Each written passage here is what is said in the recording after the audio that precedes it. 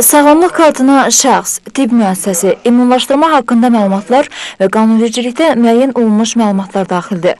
10 ildir ki, tətbiq edilməsinə baxmayaraq, valideynlərin bir qismi bu sistemdən xəbərsizdir. Nə kartdır elə? Bilmirik biz. İndi aparıq uşağa peyvəndcə olunur, kartca bilmirəm. Bu sistemdən xəbərdar olan valideynlər də var, amma kartdan istifadə etmirlər. Uşağın bütün nəyi var, anadan olandan həmin kartda göstərilir də, bilinir. Valla hələ indiyənə kimi istifadə eləməmişəm. Həkimə apardım, sağlamlıq kartını aldım, hələ də istifadə eləməmişəm. Bu kart 2006-cı ildən sonra doğulan uşaqlara şamil edilib. Tovuz rayonunda 17 min uşağa sağlamlıq kartı verilib ki, bu da rayon ərazisindəki uşaqların 70%-ni təşkil edir. Karta uşaq haqqında bütün məlumatlar daxildir.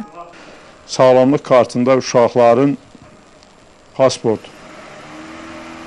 hissələri, yəni familiyası, atasının adı, doğulduğu gün, ay, il, qan qrupu, rezus faktorla yanaşı onların aldığı profilaktik peyvəndlər. Aldıqları profilaktik peyvəndlər haqqındakı bütün məlumatlar Səhiyyə Nazirliyinin baza sisteminə ötürülür. Kartın üzərində kodu olur. Bunu sistemə daxil etməklə şəxs haqqında məlumatları asanlıqla əldə etmək olur. Həkimlər deyir ki, valideyn tibb müəssisəsinə gəldikdə kartı da özü ilə gətirməlidir ki, yeni məlumatlar da daxil edilsin.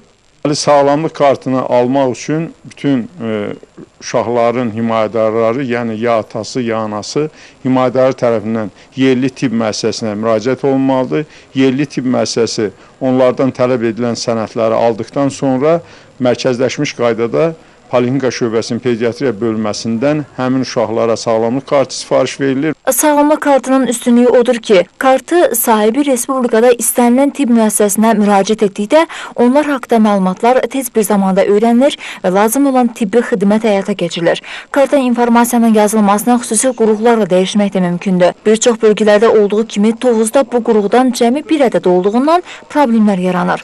Bu da əsasən fiziki olaraq məlumatların daxil edilməsi ilə bağlıdır. Bu sistemin tam işləməsi üçün kənd yerlərində rəqəmsal sistemin zəruri qurğularla təmin edilməsi vacibdir. Aymir İsmail qızı, Hicran Nəsibova, Orxan Musoğlu, Real İslam, Tovuz.